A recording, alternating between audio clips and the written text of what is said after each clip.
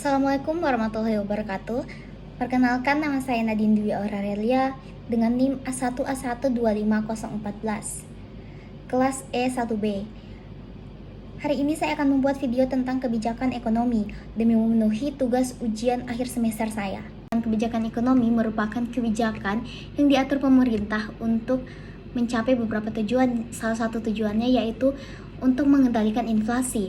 Nah, dalam kebijakan ekonomi terbagi menjadi beberapa bentuk, seperti kebijakan fiskal, kebijakan moneter, kebijakan perdagangan, dan kebijakan pembangunan ekonomi.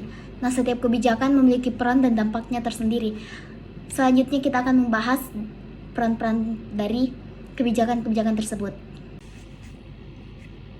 Kebijakan fiskal adalah upaya pemerintah dalam mengatur keuangan negara untuk mencapai tujuan ekonomi. Nah, kebijakan fiskal terbagi menjadi dua, yaitu kebijakan fiskal ekspansif. Nah, kebijakan fiskal ekspansif ini dilakukan pada saat ekonomi sedang menurun. Nah, pemerintah menurunkan pajak agar masyarakat melakukan pembelanjaan. Nah, kedua yaitu kebijakan fiskal kontraktif. Nah, kebijakan fiskal kontraktif adalah kebijakan yang dilakukan pemerintah pada saat inflasi. Nah, pada saat inflasi, pemerintah menaikkan pajak supaya masyarakat menghentikan pembelanjaan. Selanjutnya ada kebijakan moneter. Kebijakan moneter merupakan kebijakan yang dijalankan oleh Bank Indonesia dengan tujuan menjaga kestabilan nilai rupiah dan tingkat inflasi. Instrumen utama dari kebijakan moneter adalah yang pertama adalah operasi pasar terbuka, kedua giro wajib minimum, dan yang ketiga investasi nilai tukar rupiah. Dan masih banyak lagi instrumen utamanya yang sangat-sangat membantu Indonesia dalam menjaga nilai rupiah.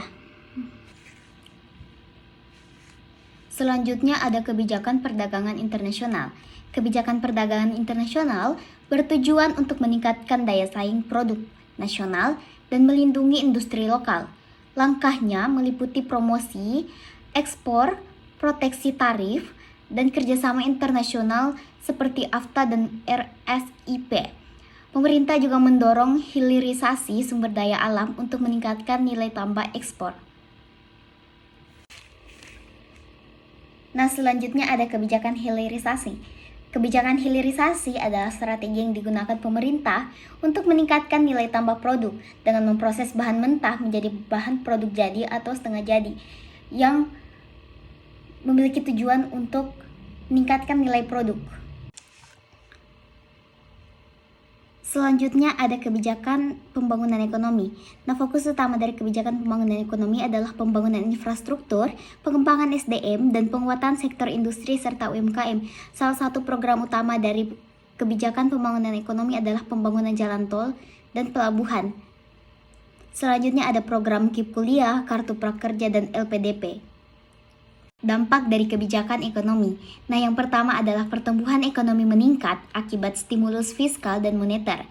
Dan yang kedua yaitu lapangan kerja meluas di sektor konstruksi, manufaktur, dan UMKM.